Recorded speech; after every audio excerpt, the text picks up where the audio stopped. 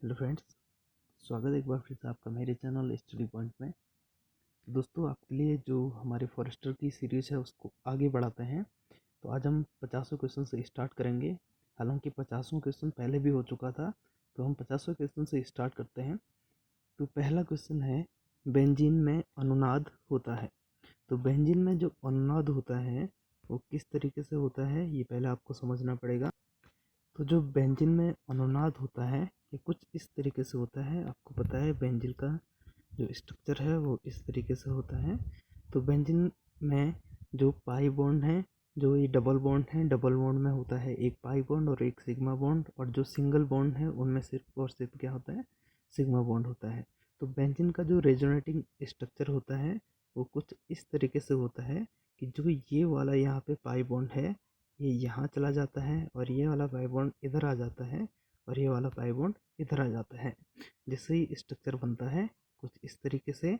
जो ये वाला पाई बॉन्ड है ये आएगा ऊपर, और ये वाला पाई बॉन्ड है ये यहाँ पे आ जाएगा, और जो यहाँ पे पहले पाई बॉन्ड था वो यहाँ पे आ जाएगा। तो ये है बेंजीन का रेजोनेटिंग स्ट्रक्चर। तो ये होता है पाई बॉन्ड के कारण। तो पाई बॉन्ड के कारण या पाई बॉन्ड के दूसरे स्थान पर चले जाने के कारण बेंजीन में क्या होता है, रेजोनेंस होता है।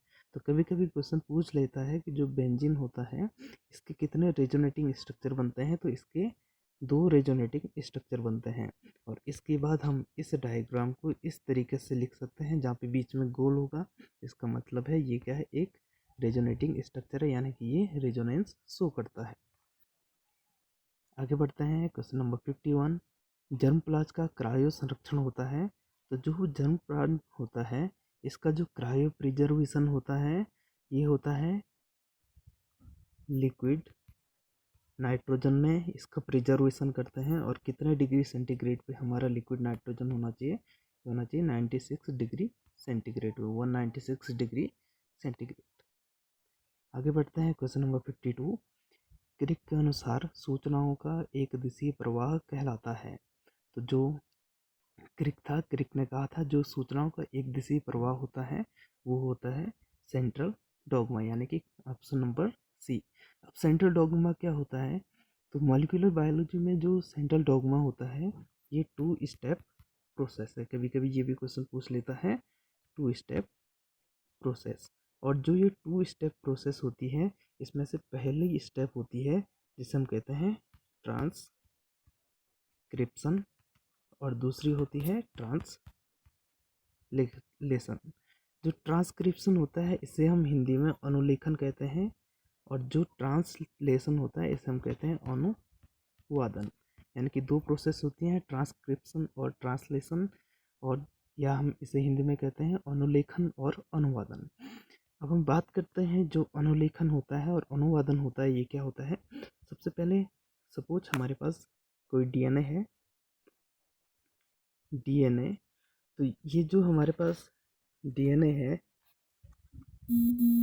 ये क्या होता है, डीएनए से यहाँ पे बनता है आरएनए।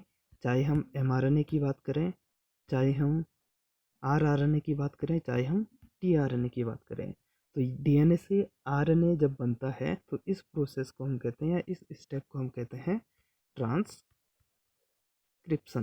या अनुलेखन। और इसके बाद जो दूसरा स्टेप है वो होता है जब आरएनए से, कोई भी आरएनए है, हम यहाँ पे एमआरएनए ले लेते हैं।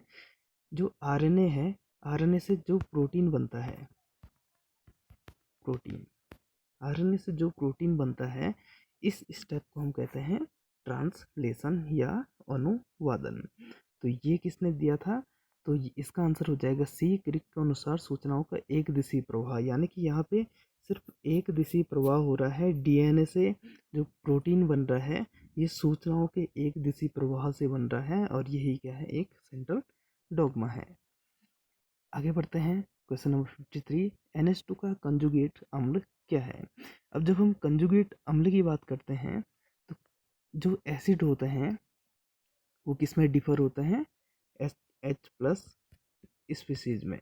जो एसिड होते हैं वो H+ स्पीसीज में डिफर होते हैं। तो यहाँ पे कंजुगेट अम्ल बोला गया है तो NH2 नेगेटिव, इसका जो कंजुगेट अम्ल होगा ये कैसे बनेगा? तो जो इसका कंजुगेट अम्ल होता है इसमें हम क्या कर लेंगे, H+ को ऐड कर लेंगे, यानी कि एक प्रोटॉन ऐड कर लेंगे, और इस प्रोटॉन ऐड करने के बाद यहाँ से जो माइनस चार्ज है वो हट जाएगा और ये बन जाएगा NH3। तो इसका आंसर हो जाएगा NH2 नेगेटिव का कंजुगेट अम्ल कौन सा हो जाएगा? NH3। आगे बढ़ते हैं क्वेश्चन नंबर 54।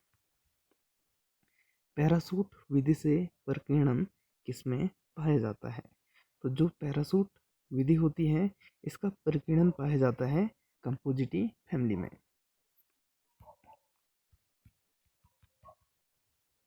कंपोजिटी फैमिली में इसका प्रकीर्णन पाया जाता है, और इसी फैमिली को कंपोजिटी फैमिली को ही बोला जाता है Asteraceae family. Asteraceae family Compositae family को ही बोला जाता है, और यह हम इस फैमिली को बोलते हैं flowering plant family. Compositae family, Asteraceae family और फ्लावरिंग प्लांट फैमिली किसे कहते हैं? कंपोजिटी फैमिली के ही ये दो अन्य नाम हैं। तो जो ये कंपोजिटी फैमिली होती हैं, जैसे कि हमारा सनफ्लावर होता है, सनफ्लावर फैमिली भी हम इसे कहते हैं। तो जो ये फैमिली होती है तो इसमें क्या होता है, जो प्रकीर्णन होता है वो पैराशूट विधि से पाया जाता है। अब यहाँ पे ऑप्शन में है, यहाँ पे कौन सी फैमिली जो कंपोजिटी फैमिली है या एस्टरेसी फैमिली है, तो इसमें कौन सी फैमिली है? इसमें ऑप्शन हो जाएगा आपका ए, जो कैलेंडुला होता है वो कंपोजिटी फैमिली से संबंधित है। अब बात आती है कैलेंडुला क्या होता है, तो जो आपने गेंदे का फूल देखा होगा इसी की एक प्रजाति होती है कैलेंडुला। तो ये आता है आपका कंपोजिटी फैमिली में या एस्टरेसी फैमिली में। तो इसमें पाया जाता है पैराशूट विधि से प्रकीर्णन, यानी कि ऑप्शन नंबर ए आपका सही हो जाएगा। अब 55 वो क्वेश्चन है, अगर अगर प्राप्त होता है। जो एगर अगर है वो एक क्या है? जल है। आपने देखा होगा जब हम इलेक्ट्रोफोरेसिस की प्रोसेस करते हैं तो उसमें भी एगर अगर जल प्रयुक्त होता है। तो यहाँ पे इसका आंसर हो जाएगा जेलेडियम से। इसका आंसर है डी, जेलेडियम। अब जेलेडियम क्या है? जेलेडियम है एक लाल शैवाल, रेड शैवाल जेलेडियम है। तो जो शैवाल है, जो एगर अगर जल है, ये एक तो किससे प्राप्त होता है? जेलेडियम से प्राप्त होता है। यदि यहाँ पे जेलेडियम ऑप्शन में नहीं है तो ये हो जाएगा ग्रेसिलेरिया, ग्रेसिलेरिया। तो जो एगर एगर जल है वो प्राप्त होता है ग्रेसिलेरिया से और जेलिडियम से। तो आपका आंसर हो जाएगा जेलिडियम। आगे बढ़ते हैं क्वेश्चन नंबर 56। क्वेश्चन नंबर जो 56, विद्युत की वह मात्रा जो 108 ग्राम सिल्वर को सिल्वर नाइट्रेट के विलयन से निक्षेपित कर सके होगी। तो सबसे पहले हम देख लेते हैं, सिल्वर नाइट्रेट होता है AgNO3। यदि हम इसे सॉल्यूशन में देखते हैं तो सॉल्यूशन में क्या हो जाएगा, ये चेंज हो जाएगा Ag+ और NO3 नेगेटिव में। Ag+ और NO3 नेगेटिव यहाँ पे हैं। तो हम इसे देखते हैं, जो कैथोड पर रिएक्शन होगी ये किस तरीके से होगी। तो कैथोड पे यदि हम रिएक्शन करते हैं, इसको थोड़ा सा साइज कम कर लेते हैं, ठीक है। जो कैथोड पे रिएक्शन होगी, कैथोड पे रिएक्शन होगी तो ये हो जाएगा Ag+ जो होता है ये एक इलेक्ट्रॉन को गेन करता है। Ag+ एक इलेक्ट्रॉन को गेन करता है और ये बन जाता है Ag, ठीक है। तो अब हम देखते हैं, ये फैराडे का लॉ है, जो आपका विद्युत की वह मात्रा 108 ग्राम सिल्वर को, ये फैराडे विधि से यहाँ पे हमारा सॉल्व होगा। तो फैराडे कहता है कि जो एक फैराडे चार्ज है, 1 faraday of charge is required to produce या deposit 1 gram equivalent of Ag। तो इसके हिसाब से ये हो जाएगा, यहाँ पे हमारा है जो Ag है ये है 1 gram equivalent of Ag equal to weight upon equivalent weight. तो इस हिसाब से ये क्या हो जाएगा, यहाँ पे हमारा वेट दिया गया है 108 और इक्विवेलेंट वेट भी हो जाएगा 108। तो इसको हम कैंसिल करते हैं तो यहाँ पे हमारा एक आंसर आ जाता है। तो इसका आंसर है 1 फैराडे। तो इसका आंसर हो जाएगा 1 फैराडे, यानी कि ऑप्शन नंबर सी हमारा सही हो जाएगा। आगे बढ़ते हैं क्वेश्चन नंबर 57। पापिलियोनेसी कुल में पुंकेसर होते हैं। तो जो पापिलियोनेसी फैमिली है ये किसका उपकुल है? सबसे पहले आपको ये पता होना चाहिए, ये है लेग्यूमिनेसी फैमिली का ये क्या है?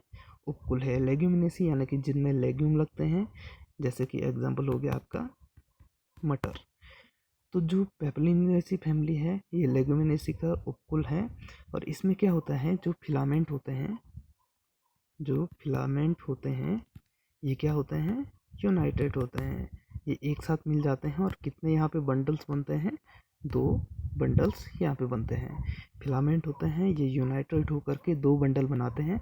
अब 2 बंडल किस तरीके से बनाते हैं यहाँ पे हमें ये देखना होगा। तो यहाँ पे जो पापिलियोनेसी फैमिली होती है या हमारी लेग्यूमिनेसी फैमिली होती है, यहाँ पे इसमें 10 स्टेमेंस पाए जाते हैं, 10 स्टेमेंस प्रेजेंट। और इनमें से 10 स्टेमेंस में से 9 स्टेमेंस फिलामेंट क्या हो जाते हैं? फ्यूज हो जाते हैं और एक बंडल शीट बनाते हैं। 9 स्टेमेन एक साथ फ्यूज हो जाते हैं यानी कि एक साथ मिल जाते हैं और सिर्फ इससे क्या बन जाता है? हमारा एक बंडल बन जाता है। अभी हमने बोला था यहाँ पे 2 बंडल्स बनते हैं, तो एक बंडल तो ये बन जाता है और जो दूसरा बंडल होता है वो क्या होता है? दूसरा जो स्टेमेंस होता है, 10वां स्टेमेंस होता है, वो क्या हो जाता है? वो फ्री रहता है यानी कि एक बंडल्स हमें वहाँ से भी मिल जाता है। तो इसका मतलब यहाँ पे क्या बनते हैं? 2 बंडल्स बनते हैं। तो ये किस में पाया जाता है? 2 बंडल्स यानी कि द्विसंगी। तो इसका आंसर हो जाएगा सी। आगे बढ़ते हैं, क्वेश्चन नंबर 58। लाल सागर का रंग लाल किसके कारण होता है? तो लाल सागर का जो लाल रंग होता है, सब कुछ यहाँ पे ये कोई सागर है और इसमें छोटे छोटे यहाँ पे कलरफुल ऑर्गेनिज्म पाए जाते हैं, जिनके कारण ये क्या दिखता है? रात को क्या दिखता है? लाल दिखता है। तो जो लाल सागर है इसका लाल रंग लाल किसके कारण होता है? तो ये होता है ऑप्शन नंबर डी, ट्राइकोडेस्मियम के कारण। जो ये ट्राइकोडेस्मियम है इसका पूरा नाम है ट्राइकोडेस्मियम एरिथ्रियम। ट्राइकोडेस्मियम एरिथ्रियम इसका पूरा नाम है और ये है एक ब्लू ग्रीन एल्गी। ट्राइकोडेस्मियम एरिथ्रियम क्या है? एक ब्लू ग्रीन एल्गी है। और ये जो ब्लू ग्रीन एल्गी होती है ये एल्गी नहीं होती है, जबकि क्या होती है? Cyano bacteria.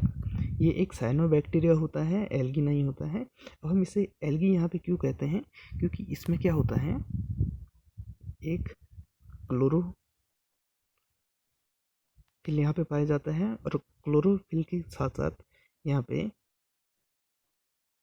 फाइकोसाइनिन पाया जाता है। क्लोरोफिल यहाँ पे पाया जाता है और इसके साथ साथ फाइकोसाइनिन पाया जाता है, जिसके कारण इसे क्या कहा जाता है? एल्गी कहा जाता है। जबकि ये एल्गी ना होकर के क्या है? साइनो बैक्टीरिया है। जो ट्राइकोडेस्मियम एरिथ्रियम है ये क्या होता है? एक इसमें क्या होता है? रेड पिगमेंट होता है, जिसके कारण रात को क्या दिखता है? लाल सागर का रंग लाल दिखाई देता है। तो इसका आंसर हो जाएगा यहाँ पे डी, ट्राइकोडेस्मियम एरिथ्रियम। आगे बढ़ते हैं, क्वेश्चन नंबर 59। तो 59 में यहाँ पे दिया गया है हमको ए और बी का नाम बताना है। तो पहला जो रिएक्शन है C2H5Br प्लस Ag2O, तो ये किस फॉर्म में है? ड्राई फॉर्म में है। तो यहाँ पे ए क्या हो जाएगा? तो इस रिएक्शन को कंप्लीट करते हैं। तो यहाँ पे C2H5Br प्लस Ag2O है। तो पहले तो हम इस रिएक्शन को कंप्लीट करते हैं। 2C2H5Br प्लस Ag2O, तो यहाँ पे बन जाएगा C2H5O C2H5 C2H5O C2H5 plus AgBr। तो यहाँ पे AgBr हो जाएंगे 2। तो जो ये C2H5O C2H5 है इसे कहा जाता है इथॉक्सी एथेन। इथॉक्सी एथेन या इसी को हम कहते हैं डाई इथाइल ईथर। तो पहले में ए का आंसर हो जाएगा इथॉक्सी एथेन और दूसरी जो रिएक्शन है इसमें हमारा बनता है C2H5। जब हम इसे नम फॉर्म में लेते हैं तो इसमें बन जाएगा C2H5OH प्लस AgBr, और जो C2H5OH होता है इसे हम कहते हैं एथेनॉल। तो पहला तो हमारा है एथोक्सी एथेन और दूसरा है एथेनॉल, यानी कि हमारा आंसर हो जाएगा डी, एथोक्सी एथेन तथा एथेनॉल। क्वेश्चन नंबर 60, प्रत्युष्टता का कारण क्या है? तो इसका कारण है बी, मस्ट कोशिकाओं से स्रावित होने वाला हिस्टामिन और सेरोटोनिन। जैसे कि आपको दाद होता है या खाज खुजली होती है, ये किसके कारण होती है? मस्ट कोशिकाओं से स्रावित होने वाले हिस्टामिन के कारण। आगे बढ़ते हैं क्वेश्चन नंबर 61, ऑक्सी हीमोग्लोबिन किसकी तरह कार्य करता है? तो जो ऑक्सी हीमोग्लोबिन होता है वो क्या होता है? ऑक्सीजनेटेड, यानी कि हीमोग्लोबिन के साथ जब ऑक्सीजन जुड़ जाती है तो इसे हम कहते हैं ऑक्सी हीमोग्लोबिन, यानी कि क्या है ये? ऑक्सीजनेटेड। ऑक्सीजनेटेड यानी कि जिसमें ऑक्सीजन जुड़ी होती है। तो जो भी ऑक्सीजनेटेड होता है, ऑक्सीजनेटेड हमेशा स्ट्रॉन्ग एसिड की तरह काम करता है, यानी कि इसका आंसर आपका हो जाएगा अम्ल के समान। अम्ल के समान यानी कि आपका ऑप्शन हो जाएगा सी। यदि हम बात करते हैं जो स्ट्रॉन्ग बेस होते हैं वो होते हैं डीऑक्सीजनेटेड, यानी कि जिससे ऑक्सीजन निकल जाती है और कार्बन डाइऑक्साइड जुड़ जाती है, उसे हम कहते हैं डीऑक्सीजनेटेड, और ये हमेशा काम करते हैं स्ट्रॉन्ग बेस की तरह। आगे बढ़ते हैं क्वेश्चन नंबर 62, निम्न यौगिकों का IUPAC नाम है? तो यहाँ पे CH3CO, इसको हम ढंग से लिख लेते हैं, CH3 COO CH2 और CH3। तो इसका जो IUPAC नाम हो जाएगा ये हो जाएगा, सबसे पहले हमें देखना है ये ग्रुप किस साइड से नज़दीक पड़ता है। तो ये पड़ता है लेफ्ट की साइड से, तो 1 2 3 4 एंड 5। तो इसको हम गिनते हैं, 5 को हम कहते हैं पेंट, तो ये हो जाएगा पेंटेन। और जो डबल बॉन्ड O ग्रुप है, यानी कि जो कीटोन ग्रुप है, ये किस पोजीशन पे है? तो ये है दूसरी पोजीशन पे, पेंटेन 2। और जो OHCO ग्रुप है इसे हम कहते हैं कीटोन, और इसका हम सफिक्स लेते हैं, तो ये हो जाएगा पेंटेन 2 ऑन, या हम इसे लिखते हैं पेंट 2 ऑन। आगे बढ़ते हैं क्वेश्चन नंबर 63, फिशिज अथवा मत्स्य वर्ग का सदस्य है? तो इसका आंसर हो जाएगा बी, समुद्री घोड़ा या दरियाई घोड़ा। ये एक घोड़ा ना होकर के क्या है? एक मछली है। आगे बढ़ते हैं क्वेश्चन नंबर 64, तो डाउन सिंड्रोम या मंगोलियन जड़ता के शरीर की कोशिकाओं में कितने गुणसूत्र होते हैं? तो यहाँ पे जो मंगोलियन जड़ता होती है, डाउन सिंड्रोम होता है, तो इसमें जो 21वां क्रोमोजोम होता है जिसमें भी ये सिंड्रोम पाया जाएगा, उसका जो 21वां जोड़ा होता है ये ट्राइसोमी होता है, यानी कि सभी मनुष्यों में जो नॉर्मल पर्सन होता है उसमें क्या होता है? जो जोड़े होते हैं वो डबल होते हैं, यानी कि जो 21वां जोड़ा होगा उसमें भी 2 क्रोमोजोम पाए जाएंगे, लेकिन जिसमें डाउन सिंड्रोम होगा उसका जो 21वां जोड़ा होगा उसमें 3 क्रोमोजोम पाए जाते हैं, यानी कि ये क्या होता है? ट्राइसोमी होता है। तो 3 क्रोमोजोम पाए जाने के कारण इसमें एक क्रोमोजोम अधिक हो जाता है, तो इसमें हो जाएगा 47 क्रोमोजोम, यानी कि ऑप्शन नंबर सी आपका सही हो जाएगा। क्वेश्चन नंबर 65, वाट्याबत्ती में आयरन ऑक्साइड अपचयित होता है? तो ये किसके द्वारा होता है? तो ये होता है कार्बन के द्वारा, कार्बन के द्वारा, यानी कि आपका आंसर हो जाएगा डी। तो आज के क्वेश्चन यहीं पे समाप्त होते हैं, तो इससे आगे सीरीज़ को हम अगली क्लास में बढ़ाएंगे। तब तक के लिए धन्यवाद। अगर आपको ये वीडियो सही लगती है तो आप लोग इसे शेयर करें और इस चैनल को सब्सक्राइब करें। Thank you.